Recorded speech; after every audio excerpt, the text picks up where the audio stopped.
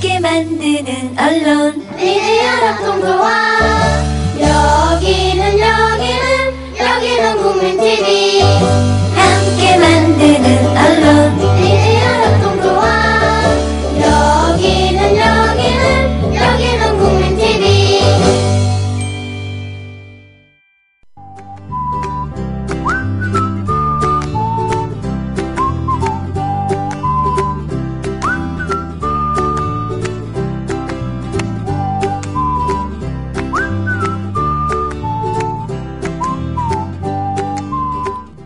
작년 4월 16일을 기준으로 여러분은 무엇을 보셨습니까? 어떻게 느끼셨습니까? 본 것도 느낀 것도 서로 다르겠죠. 관심 자체의 문제라기보다는 지속시간이 더 중요하다고 하겠습니다. 대중의 관심이란 우르르 몰렸다가 슬그머니 사라지고 나니까요. 그러나 꾸준히 지켜보는 사람들이 있습니다. 잊지 않으려 기록하고 무엇이 문제인지 파헤치는 노력들이 있습니다. 이런 힘으로 대한민국이 그나마 유지되는 건 아닐까요? 하루도 거르지 않고 대한민국이라는 배를 지켜보는 분을 모셨습니다.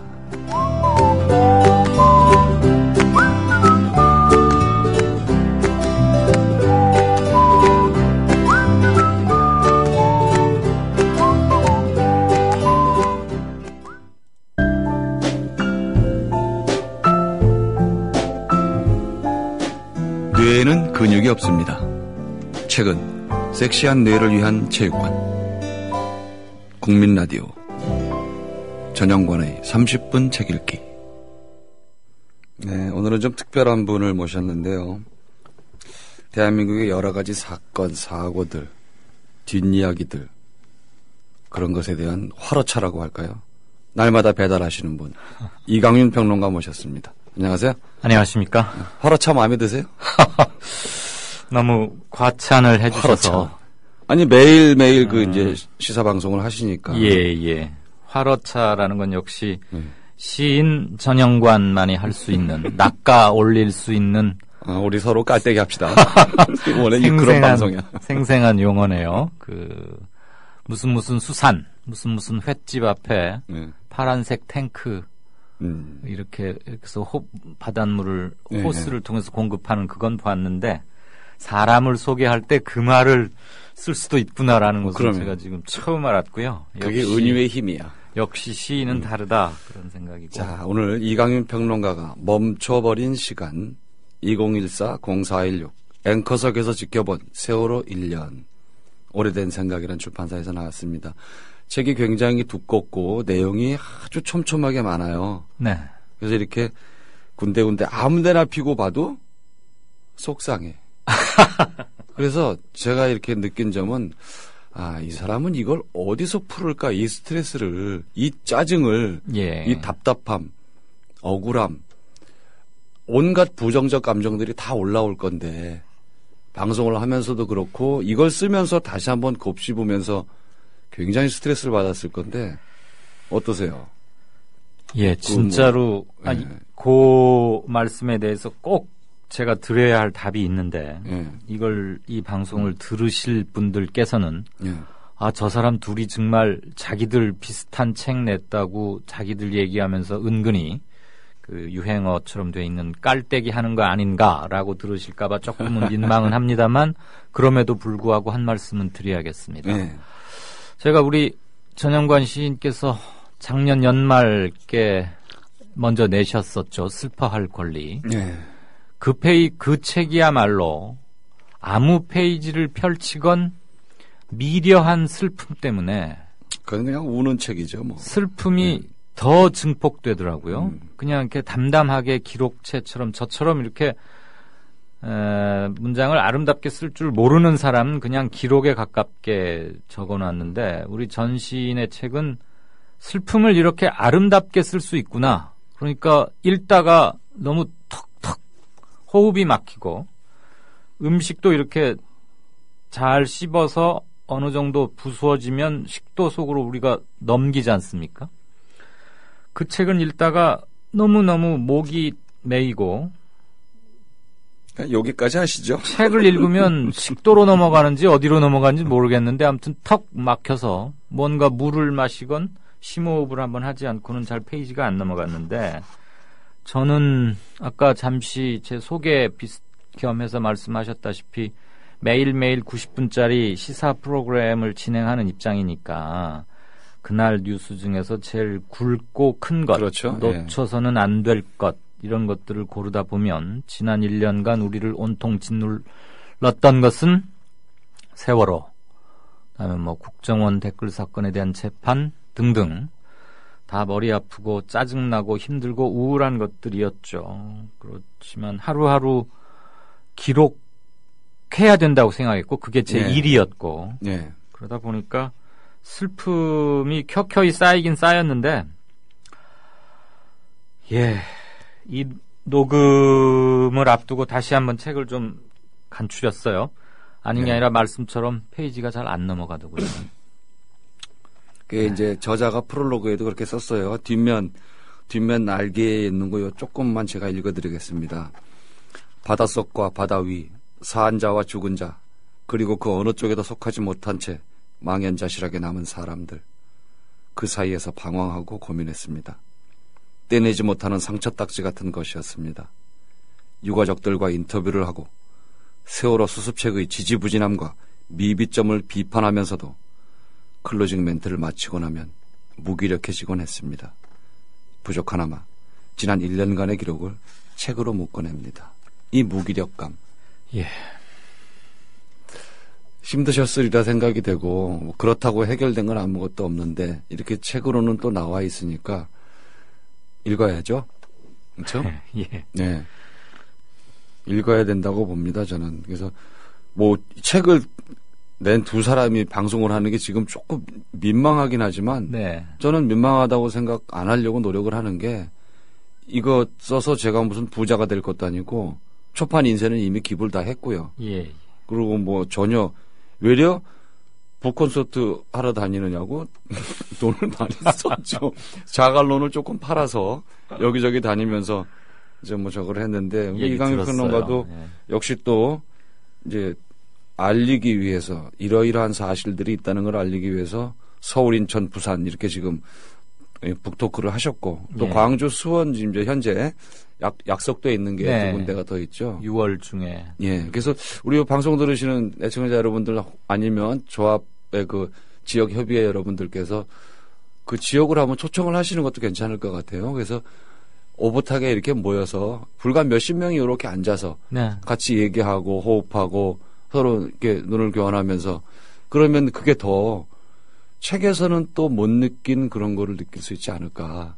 여러분들이 신청해 주시면 게시판도 좋고 이강일 평론가한테 연락을 하셔도 좋습니다. 그래서 우리 지역에 이러이러하니까 어디서 한번 하겠다. 같이 모여서 얘기해보자 하시면 제가 달려갑니다.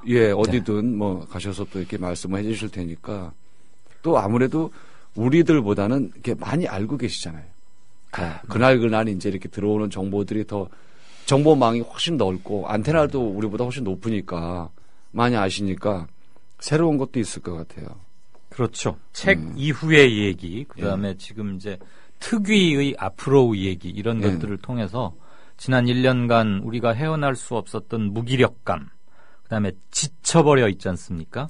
그런 것들을 함께 벗어나 보려고 발버둥은 한번 쳐보십시다. 이런 말씀을 드립니다. 그래야죠. 교통비 그냥 제가 해서 이렇게 댕기고요. 그리고 해보니까 이게 무슨 그 특별한 주제나 뭐 어느 공부를 많이 한 사람 또는 특이한 경험을 하고 온 사람이 사람들을 상대로 일방적으로 얘기를 하는 것이기보다는 같이 이제 사진이나 이런 것들 보면서 하고 끝나고 나서 편하게 목 놓아 울거나 편하게 얘기하는 그 과정에서 조금 해소된달까? 무거움이 조금 풀어지는 그런 느낌은 느꼈어요. 몇 번, 4번쯤 북콘서트를 해봤는데.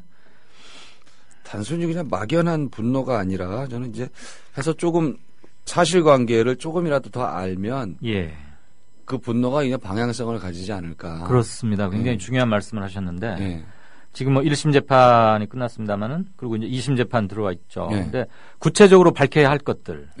판결문이라는 그 어려운 법률 용어의 진입 장벽 때문에 사실 우리 잘 모르고 신문에서 제목으로 용어도 잘 뽑아놓은 것, 모르고. 예, 제목으로 뽑아놓은 것만 한번 보고 뭐 어떻게 했어 어쨌어 이건데 구체적으로 그냥 쉽게 왜 침몰했지?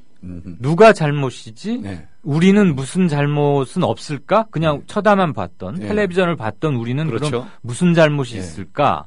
우리가 처음 4월 16일 아침에 배가 침몰하기 시작하면서부터 2, 3일 동안 텔레비전만 쳐다보다가 억장이 무너지다가 저 친구들이 바닷속으로 잠기고 시신으로 나오기 시작할 때까지 우리는 하나도 한 게 없구나. 내 눈앞에서 저들이 죽어가는 걸 그저 보고만 있었구나. 그러니까 집단적 가해의식에 우리가 어느 정도 그렇습니다. 사로잡히게 된 거죠. 예. 그런데 그것은 피해의식보다 오히려 더 견디기 힘든 게 가해의식일 수 있지 않습니까? 그렇죠. 각성된 인간이라면. 네. 그러면 빨리 벗어나야죠. 음. 그러기 위해서는 제대로 수습되어야 하고 책임을 규명해야 하니까 누가 잘못했는가? 우리에게 잘못은 없는가? 그 다음에 앞으로 밝혀야 할 것. 그러면 배는 언제 끄집어 어떻게 내야 할까? 그리고 구체적으로 이번 건에 대해서 누가 어떤 만큼의 책임을 지고 어떤 벌을 받는 게 온당한가? 예. 그러고 나서야 비로소 우리는 세월호로부터 조금씩 벗어날 수 있지 않을까? 예. 그래서 저는 앞으로 사실 지난 1년간의 그 무기력함과 지지부진함 때문에 우리가 지친 것도 사실이고 차벽에서도 지치고 최루액을 뿌린 물대포에서도 지치고 유가족들의 기진맥진함을 보면서 별 1년 전 그날처럼 예. 또 별 뭘 하지 못하고 있는 우리 자신한테 또 한 번 지치고 그러니까 이제는 세월호 유가족과 유가족 아닌 사람이 별 차이가 크게 없어요. 그분들은 가슴 속에 자식 새끼 가족을 묻은 것 예. 우리보다 그건 이제 본질적인 슬픔인 그렇겠죠. 거고 예. 나머지에서는 큰 차이가 없는 거예요. 이 문제에서 벗어나지 못하는 사람들은 적어도 예. 가슴에서 아직 배지를 떼지 못하는 분들 예. 팔찌를 차고 계시는 분들 또는 유가족들이나 그렇게 쓰러져간 304분 승객들을 생각할 때마다 뭔가 좀 맛있는 거 먹으려다가 미안해지는 사람들. 괜히 마음이. 예. 황혼을 보면 감탄하기 전에 슬프구나 나만 봐서. 적어도 허망하고 그래요. 예. 이 정도의 공감을 할 수 있는 사람들이라면 이제는 유가족 국민 이게 아니고 그 세월호라는 거대한 울타리에서 못 벗어나고 있고 안 벗어나고 있는 사람들이 말 그대로 하나가 되어 가고 있고 근데 계속 그 안에 잠겨서 살 수는 없잖아요. 예. 그러니까 이제 함께 나와야 되겠다. 예. 그 마지막 탈출구는 저는 특위라고 예. 공식적인 기구로는 일단 거기엔 기대를 걸 수밖에 없어요. 근데 뭐 지금 봐서는 뭐. 그렇죠. 예. 지금 봐서는. 또 한 번 시행령 때문에 우리가 좌절감을 느끼고는 네. 있지만 시행령 개정안이 지금 준비가 됐고 곧 뭐 청와대나 안전행정부를 통해서 발의 제출은 될 거고요.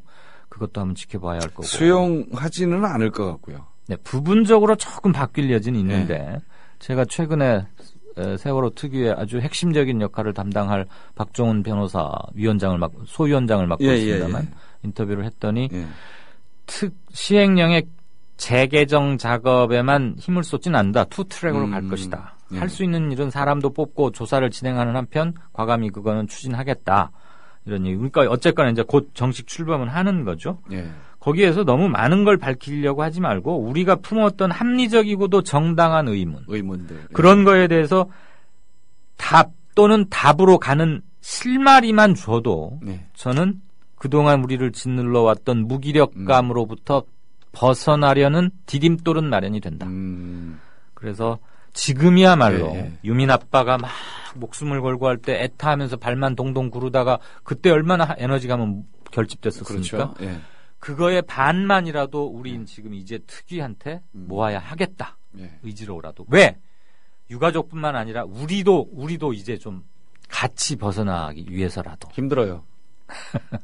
네, 솔직히 힘듭니다. 많이 힘들고 우울증도 솔직히 더 심해졌고 그래서 재미있는 것도 없고 저 같은 경우는 옛날에 산풍 사고 때 굉장히 충격을 받았거든요. 제가 이제 건설 쪽에 있으니까 내가 지은 집이 저렇게 될 수도 있다. 그렇지. 500명 넘게 저렇게 몰살할 수 있다고 생각을 하니까 굉장히 힘들었어요. 그때 그 현장에 가서 건축 종사자로서. 가서 보니까 그리고 또 그 처음에 그거 구조 설계를 하신 분이 저희 학교 선배예요.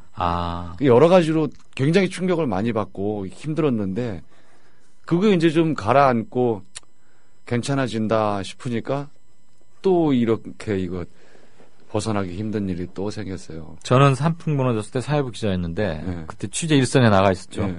그때 제 기억으로는 구조설계 그분이 혹시 우성건설은 아니신가? 아니에요. 구조사무실에 따로 있던 분이에요. 따로 그거하고 건축은 또 우리나라 따로구나. 구조의 2인자라는 분인데 뭐 밝히긴 그렇고. 예. 아니 그 밝히자는 게 아니고 우성건설 사람들이 산풍의 이준 회장으로부터 수많은 구조 설계 변경 요구와 마지막에 상가로 설계되고 허가된 것을 백화점으로 바꾸는 과정이 또 한 번 있더라고요. 그래서 이거야말로 안 된다고 우성건설의 이모 부장이라는 사람이 직을 걸고 했는데 이미 오너가 뭐 그러니까요. 부장과 오너 회장 사이에 이게 말도 안 되네. 말이 안 되지 않습니까? 그래가지고 뭐 사업 그만두려고 그래. 그래서 할 수 없이 자기가 했는데 죄책감에 만나서 인터뷰를 했던 기억도 나요. 이분 나중에 불려가서 조사받고 구속 막 그거 왔다 갔다 하고 그랬었거든요. 똑같은 경우잖아요. 세월호도 그렇게. 그렇죠. 영도 변경하고 위로 막 올리고.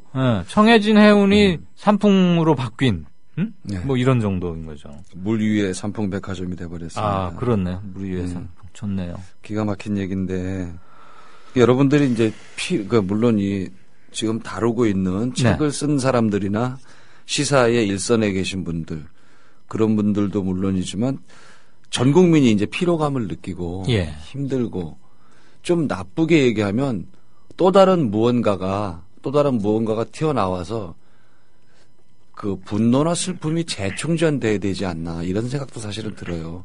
그러면 안 되겠지만 뭔가 계기가 또 있어서 폭발을 하건 아니면 완전히 해소가 되건 이래야 되는데 뭐 둘 다 답이 안 보이죠? 지금. 해원의 과정이 필요할 텐데 이거야말로 진상규명 간단합니다. 진상규명, 책임자 처벌, 재발 방지책 수립, 그리고 안전한 대한민국.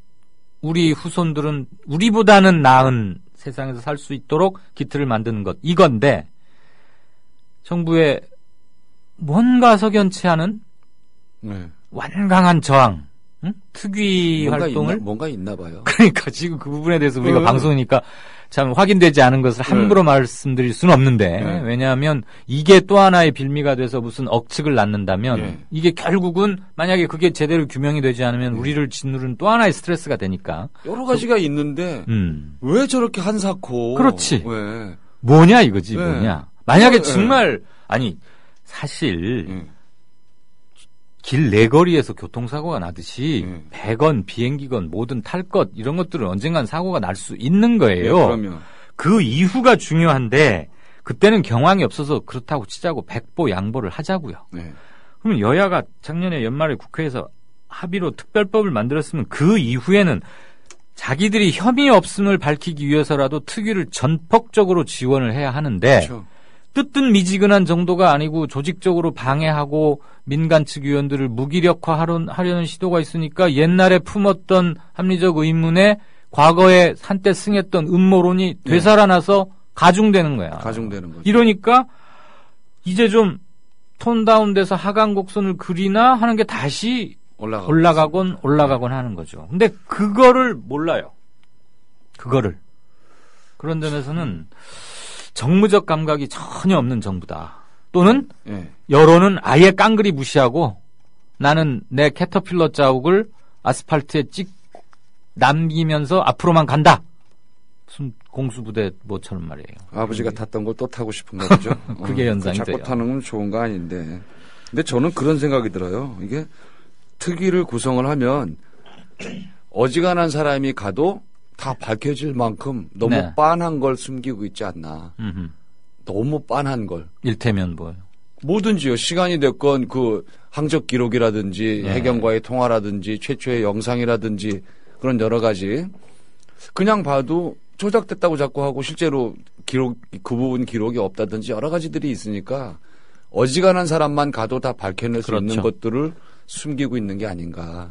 사실 이게 제가 20년쯤 기자 생활을 했는데 정치부에서 보냈던 한 5, 6년을 빼고 저는 주로 사회부하고 하고 있었으니까 사건 사고를 많이 취재를 해봤는데 제 기억에 그리고 저를 가르쳤던 선배들의 간접 경험까지 다 포함해서 보자면 사망자 숫자는 물론 산풍이 훨씬 컸지만 사람들에게 남긴 트라우마나 그다음에 정보통신의 발전으로 우리는 이미 뱃속에 아이들과 함께 가라앉았던 휴대전화도 복원해서 침몰이 진행 중인 상황의 선실 내부까지도 우리는 이제 동영상으로 확인하는 시대가 됐지 않습니까? 그러니까 사고가 우리에게 던져주는 데미지나 충격은 훨씬 커요. 그리고 이건 언론이 흔히 좋아하는 촌스러운 표현으로 단군 이래 최대의 사건 사고가 맞아요. 맞습니다. 그래서 이것을 제대로 하지 못하고는 다음 장으로 들어갈 수 없는 엄청나게 큰 문턱인 거죠. 우리 저 중학교 때 수학이란 걸 처음 배우게 되면 1장을 잘 못 뛰면 2장에 가서 못 넘어가죠. 예. 또는 뭐 이렇게 옛날에 LP판에 스크래치가 하나 나면 거기서 판이 계속 튀기만 해서 안 가잖아요. 그런 거 같은 존재가 되어 버렸어요. 사상자 규모는 산풍이 훨씬 컸지만 그리고 옛날 서해 페리오도 못지않게 컸지만 사망자 숫자를 포함해서 너는 누구인가? 네가 살고 있는 대한민국은 나라인가? 네가 세금을 내고 있는 곳이 정부 맞니? 너희는 인간다움을 살고 있니라는 가장 근본적인 질문을 연달아서 던져왔고 그게 1년 동안 계속 되다 보니까 사람들이 세월호 하면은 지쳐버리는 것도 이해는 가는데 그렇죠. 설령 이게 또 특위가 1년 앞으로 6개월쯤 활동하게 돼 있고 그다음에 배를 끄집어내서 특위 위원들이 확인하지 않고는 실질적인 종료가 말이 안 되는 거거든요. 말이 안 되죠. 가장 중요한 물증을 확인하지 않으면서 어떻게 그렇죠. 특위 활동이 종료됩니까? 그렇다면 앞으로 한 2년쯤 더 특위가 갈 수도 있어요. 그러면 지금까지 1년도 그렇게 보내왔는데 앞으로 2년을 또 이런 식으로 하면 사람들은 더 지쳐가겠죠. 그러니까 너무 어렵게 생각할 필요 없어요. 그동안 모든 언론이 1년 동안 제기할 수 있는 모든 의문은 거의 다 제기가 됐어요. 그거 간추려서 그중에 합리적인 것 그다음에 음모론 중에서도 반드시 해명을 하고 밝혀야 국민들이 수긍할 수 있는 것 그걸로 압축하면 됩니다. 새로 여기서 막 무슨 기획안 1페이지부터 쓰려고 백지 놓고 고민할 필요가 없어요. 그다음에 법정에서 쟁점이 됐던 것들 몇 가지 이렇게 딱 하고 시작하면 생각보다는 빨리 잘 할 수도 있다. 의지의 문제다 이거죠. 이 정권 말기까지 배가 건져질려나 모르겠습니다. 지금 그 스케줄로 봐서는 말기까지 갈 것 같은데 내년 연말에 뭐 들어가니 많이 하고 입찰하고 앉아 있고 그런데 입찰 이제 뭐 9월 오는 9월부터 한다고 하는데 우리보다 이탈리아 선적의 소속 선적의 그 콩코르디아호라는 세월호보다 한 6배쯤 큰 배 있지 않습니까? 걔도 세월호처럼 비슷하게 자빠져가지고 그랬는데 그건 인양을 했거든요. 그렇죠. 물론 이제 수심 속도나 조류 속도 이런 건 뭐 수심이나 이런 건 조금 다르겠지만 어쨌거나 덩치가 6배가 훨씬 큰 그것도 인양을 했으니 저는 못할 이유는 없다고 보고요. 열 몇 배예요? 열 몇 배. 열 몇 배래요? 세월호가 6,000톤. 6,800톤이고 그거는 14만 8천 톤인가 얼마인가 돼요. 그래요? 그럼 제가 한 1억 유로쯤 들었는데 팩트 확인에 좀 잘못이 있었어요. 1억 유로 저는 6배라고 생각했는데. 아무튼 그건 좀 문제가 있고 이건 난감하기도 하고요. 이게 책 소개를 여러 가지로 들어야 되는데 세월호 얘기 나오니까 시간이 그냥 확 가버리네요. 이거 3박 4일 해도 세월호 얘기만 해도 다 못할 판인데 이 책에는 세월호 이외의 것들도 굉장히 많이 들어있습니다. 역시 시사계 화로차답게 아주 뭐 상당한 내용들이 촘촘하게 요점만 딱딱 들어있어서 여러분들이 읽어보시면 맞아 이런 거 있었다. 이거 아직도 해결 안 됐네. 이거 여전히 이런 게 또 먼저 보내도 그랬는데 또 이러는 거 아니야? 이런 생각들을 많이 하실 것 같아요. 그래서 단순히 세월호만 기록된 게 아니라는 걸 말씀을 드리고 싶습니다. 그래서 피곤하신 분들 저도 피곤합니다만 그 이외의 것들도 있으니까 꼭 참고 한번 읽어보시라는 말씀을 드리고 싶어요. 꼭 참고 읽으라는 말씀. 일테면 54페이지인데 제가 지금 막 폈던 이 페이지가 우연히 펴졌어요.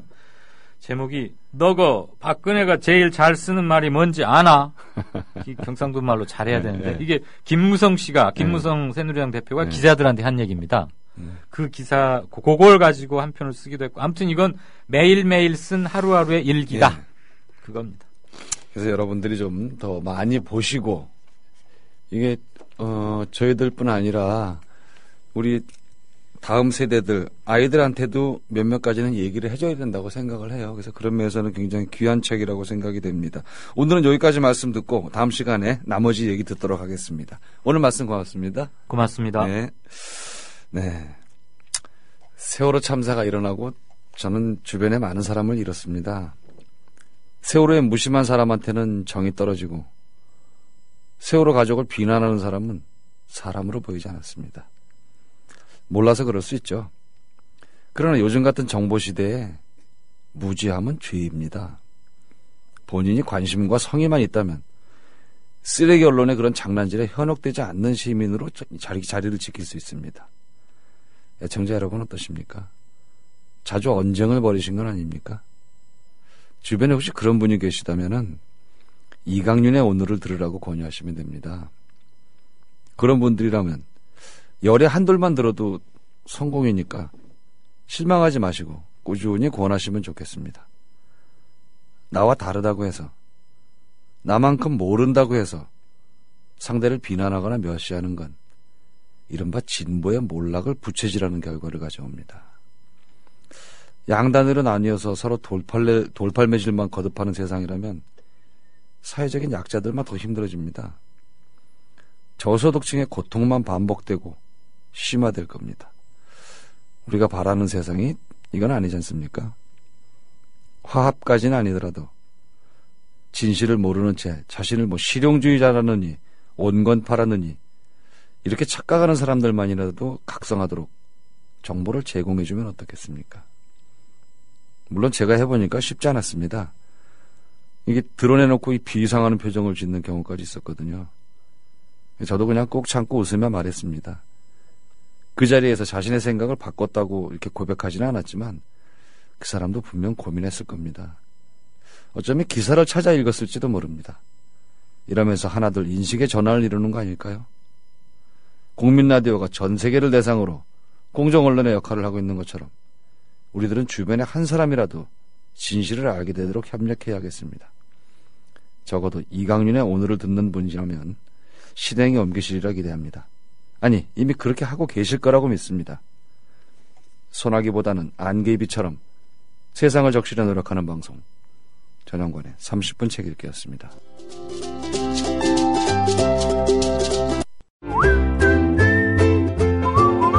국민라디오 팟캐스트 응원하는 가장 쉬운 방법 아시나요? 다운로드하기, 별점 주기, 댓글 달기, 구독하기.